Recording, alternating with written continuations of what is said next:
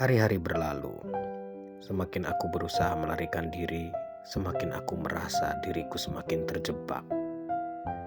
Budita ada di setiap sudut pikiranku, tidak lagi hanya dalam gambar di layar, bukan hanya dalam tatapan singkat atau bisikan lembutnya.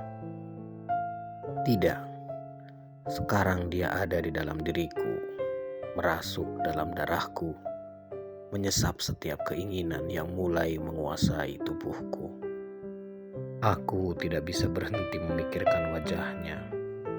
Cara dia memandangku seperti dia tahu lebih banyak tentang diriku daripada yang aku ketahui tentang diriku sendiri.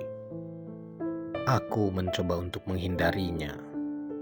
Aku mencoba untuk kembali ke hidupku yang lebih teratur, yang lebih aman. Tapi setiap kali aku menutup mata, aku merasakan tubuhnya di dekatku. Rasanya seperti aku terus mengikuti jejak yang ditinggalkannya.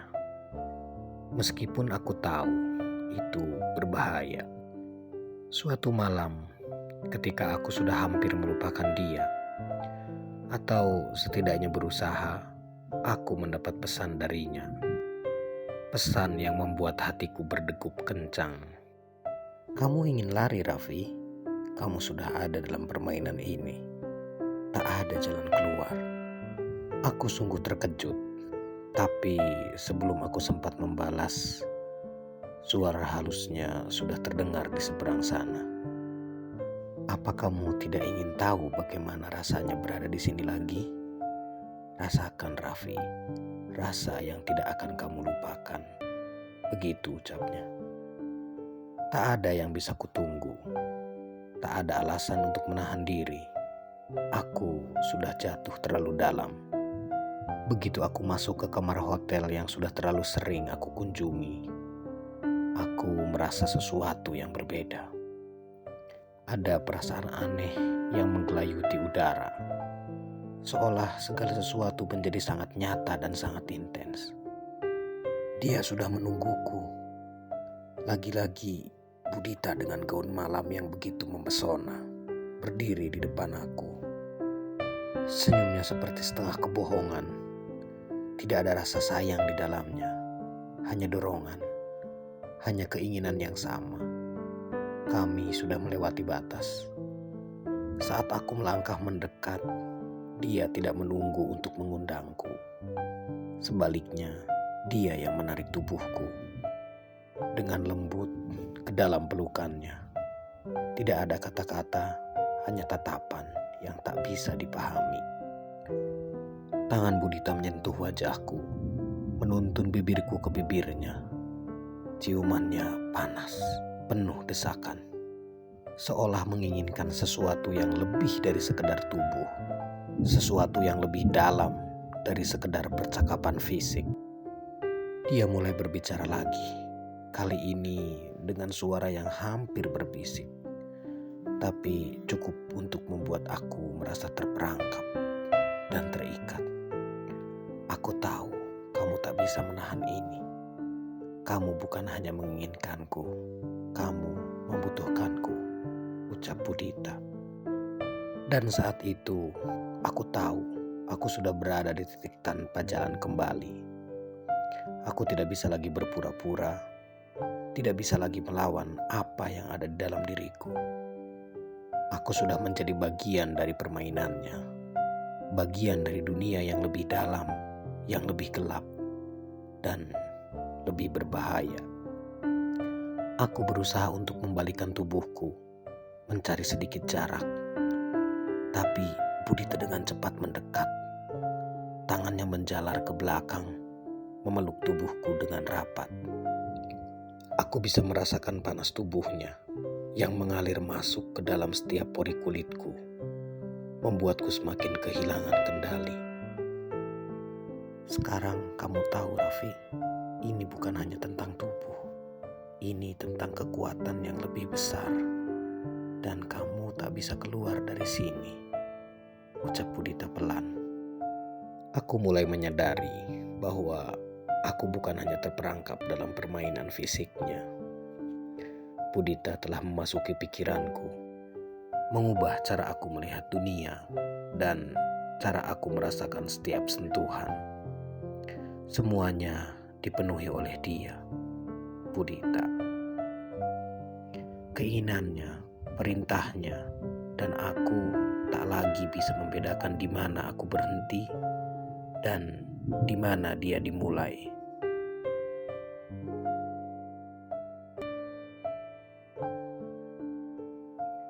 Hari-hariku mulai mengabur, seperti bayangan yang tak bisa kutangkap. Segalanya berubah setelah malam itu. Setelah Budita masuk ke dalam hidupku, aku merasa diriku bukan milikku lagi. Bahkan pikiranku terasa seperti miliknya. Aku bangun dengan wajahnya di benakku, tidur dengan tubuhnya yang terasa begitu nyata, meskipun dia tidak ada di sampingku. Di kampus aku merasa kosong. Tugas-tugasku yang biasa terasa semakin membosankan. Tak ada lagi rasa ingin tahu. Yang ada hanya rasa ingin kembali ke kamar itu. Kembali ke hotel yang sering jadi tempat kami bertemu. Tempat yang sekarang menjadi dunia milikku dan dunia Budita. Aku mencoba berkutat dengan pekerjaan, berpura-pura bahwa semuanya berjalan seperti biasa. Namun, setiap kali aku menatap layar, hatiku berdebar. Ada pesan darinya, hanya satu kata, kapan? Pesan itu memicu perasaan yang sulit kuungkapkan.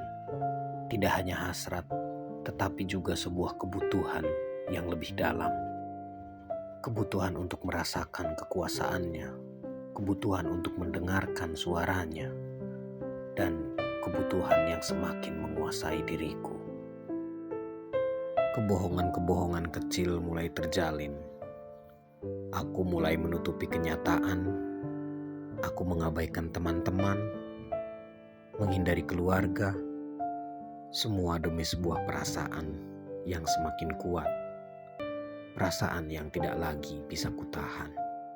Setiap kali aku mencoba untuk melawan, setiap kali aku berpikir untuk mengakhirinya, Budita selalu berhasil menarikku kembali.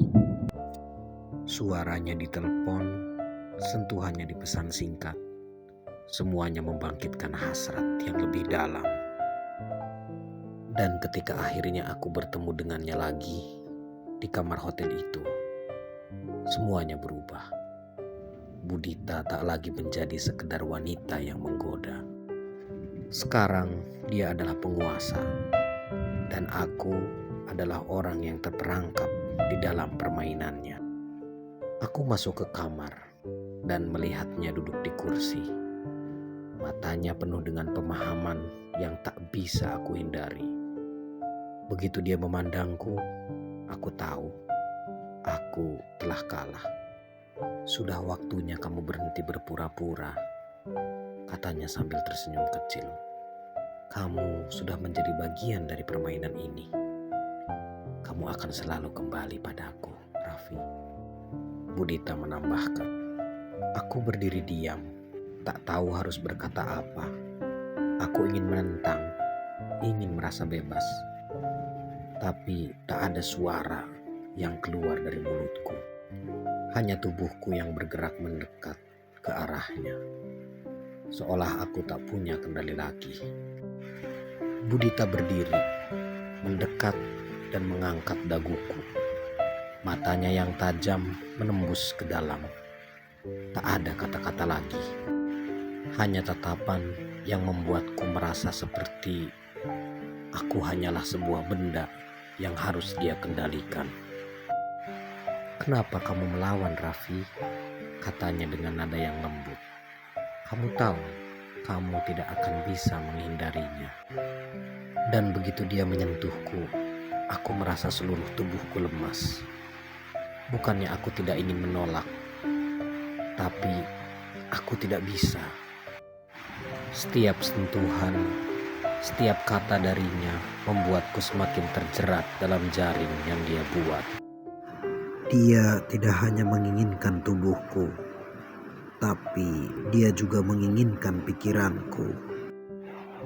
Dia ingin menguasai seluruh diriku, dan aku merasa semakin kehilangan diri di bawah pengaruhnya.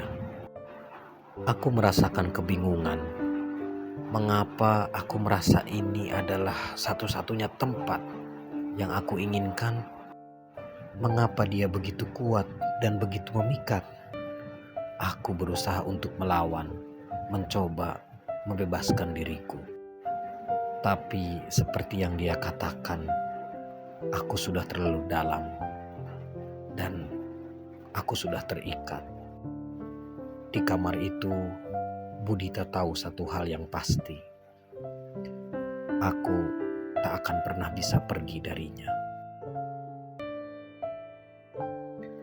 Aku sudah kehilangan hitungan.